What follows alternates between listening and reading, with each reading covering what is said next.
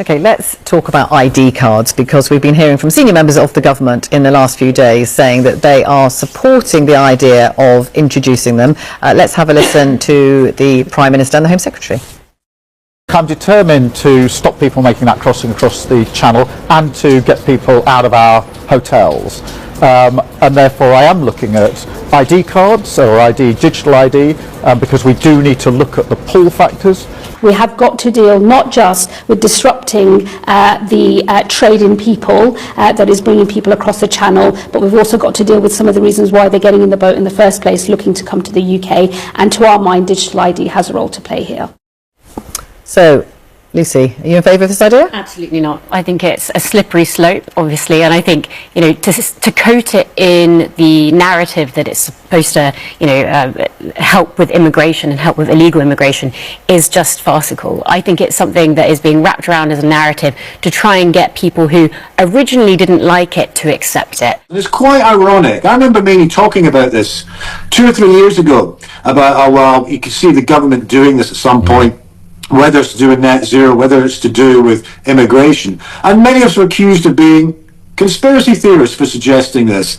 And here we are, where this is now on the table. Keir Starmer's government is considering introducing digital ID, yes, digital ID, for every person in the United Kingdom because of, wait for it, illegal immigrants. Yes, the vanguard that they're going to use to bring in digital ID so that everything you ever do can all be centralised into one place owned by the government is the fact that people are getting on boats and coming across the channel. Now, there's always the option of stopping the boats or turning them back like we did here in Australia, but Sir Keir Starmer says, no, we're going to look into this digital ID because apparently there are too many of these illegal migrants going for jobs and it's impossible to tell whether they are illegal migrants or not. So you must have a digital ID which, according to the Times of London, would allow you to prove eligibility to work. It would allow you to pay bills. It would allow you to vote online. It would allow you to sign contracts, allow you to shop.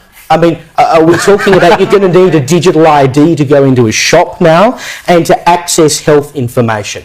This is a one-stop shop for the government to have total oversight and total control of everything you do in your life, and they're going to try and get it passed by saying, well, we need it to combat illegal migrants. Surely that is just an excuse. He speaks on it domestically, he speaks on it globally. His reasoning, pretty honest in fact, is that, yeah, it does mean you surrender a little bit of privacy, but we're a global world and there's no other way than going forward, and if you want to go forward, we have to work with new technology. That seems to be the thinking here, and that's pretty much the line that most other countries that support this will give. We're not quite hearing that from the Prime Minister, though. If the deal's no good, I'm blaming you, Scott. It's a great honor.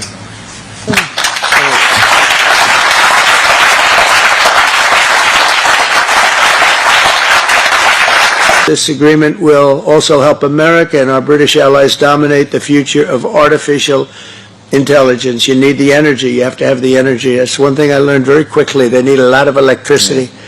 In the United States, you need double what we have right now just to maintain that fight. We're right now, and I want to say, leading China and the world by a lot in AI, a lot. But we're committed to ensuring that you have secure and reliable sources of American AI and quantum technology. We intend to always be the UK's strongest, closest, and most trusted business partner. Very important to us. The relationship is very important. Again, I want to thank the Prime Minister. He worked very hard on this and getting this deal done. This is long in the making. They've been talking about it for a long time, and we got it done. And it's a real honor to be with you, and thank you very much. Thank you. I think it's just a way for policymakers to consolidate data on the general population and consolidate and centralise data to make it easier for them to create new policy. And I think ultimately it undermines our civil rights. And I think everybody who's watching Politics Live right now, I think they should really consider the detrimental impacts that ID cards could have on their freedom. then that is a potentially big and useful thing, ostensibly to tackle crime, but it begs the question about our civil liberties, and I think that is a very, very big question. Yeah, and it's also a valid question as well. And we know in terms of it's okay. All right, we might have a bit of an iffy government at the moment, but I don't think they're intent on. Well, I was about to say putting us in prison for hurty words. Maybe they are intent on that, but I don't think I don't think their intention is a nefarious one. I think it's a rather simplistic sort of maybe slightly left-wing one, although I'm pretty sure the Tories would be having the same debate on this at the moment. But of course, when you're legislating, you're thinking about policies that come in this respect, Charles. It's what a future government might do with it, and that, I suppose, is a reasonable reasonable tentacle for debate.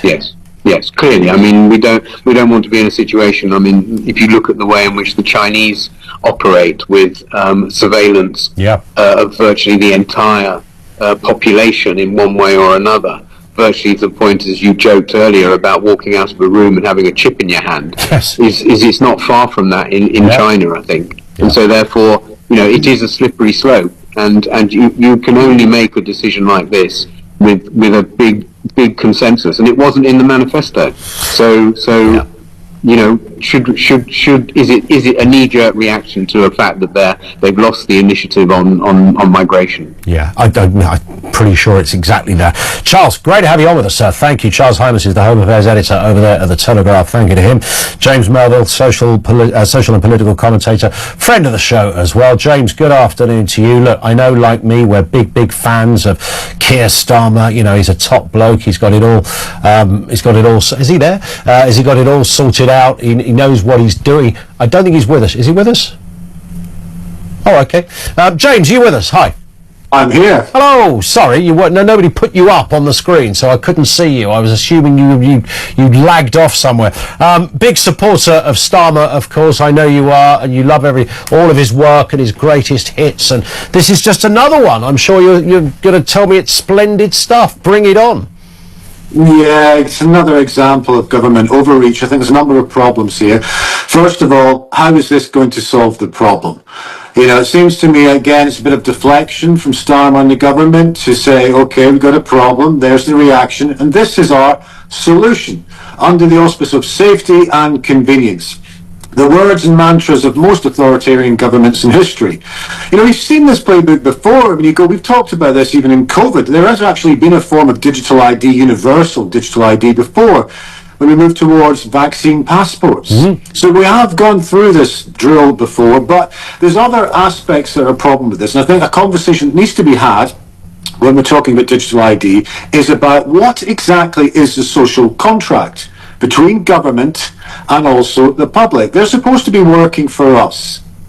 We pay their wages. And this sort of thing, it seems to me, another example of government overreach, whereby they're deciding measures that weren't in their manifesto that have profound implications in the future in terms of not just our privacy, civil liberties, but also where does the data, in whatever form it goes, where does it end up? Do we end up with data harvesting? Do we have privacy of information?